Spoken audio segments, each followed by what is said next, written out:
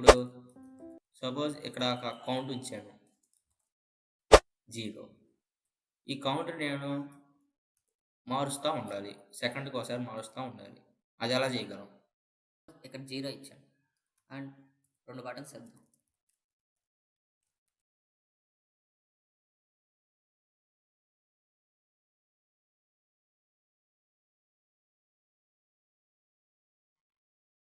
So, ఇప్పుడు increase కొట్టినప్పుడు ఏం జరగదు.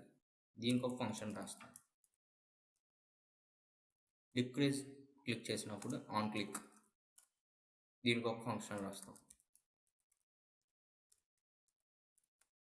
ఓకే, ఇప్పుడు ఆ ఫంక్షన్ని మనం డిక్లేర్ చేద్దాం. ఇంక్రీజ్, అలాగే ఫంక్షన్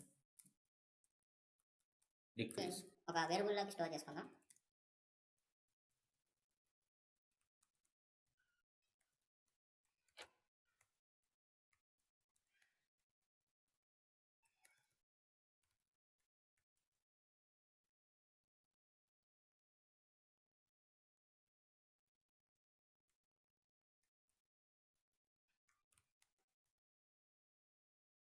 సో చూసారా, దీనివల్ల మనం పార్సింట్ అనే ఒక ఆప్షన్ ఉంటుంది.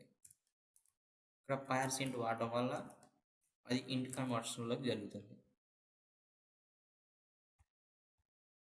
సో దీన్ని బట్టి ఏమర్థమైందంటే జావా స్క్రిప్ట్గా బ్రౌజర్లో ఏ కంటెంట్ ఉన్నా కానీ అది స్ట్రింగ్ చేసే మనకి డిస్ప్లే చేస్తుంది. మనం దాన్ని రిట్రైవ్ చేసినప్పుడు కూడా అది స్ట్రింగ్ లాగా రిట్రైవ్ చేసుకుంటుంది. దానివలన ఇప్పుడు మనం ఏం చేస్తాం, పార్సింట్ కొట్టకుండా, పార్సింట్ లేకుండా జస్ట్ ఏ డాట్ కాంటెస్ట్ కానీ అంటే ఇప్పుడు పార్సింట్ వాడిపోతే మనకి 0++1 అనేది అంటే ఒక స్ట్రింగ్ లాగా కన్వర్ట్ అవుతుంది. సో పార్సింట్ వాడితే అది ఇంటీజర్స్లో కన్వర్ట్ అయ్యి 0+1 0+1 2 3 4 5 6 కనుక అలా కంటెంట్ అనేది మన డిస్ప్లే అవుతుంది. సేమ్ ఇలానే డిక్రీజ్కి కూడా రాసుకుంటాం. డిక్రీజ్ చేసినప్పుడు 542 మైనస్లోకి వచ్చేసింది.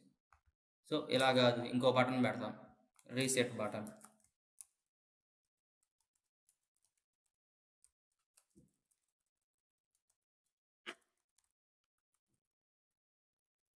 రీసెట్కి ఓపెన్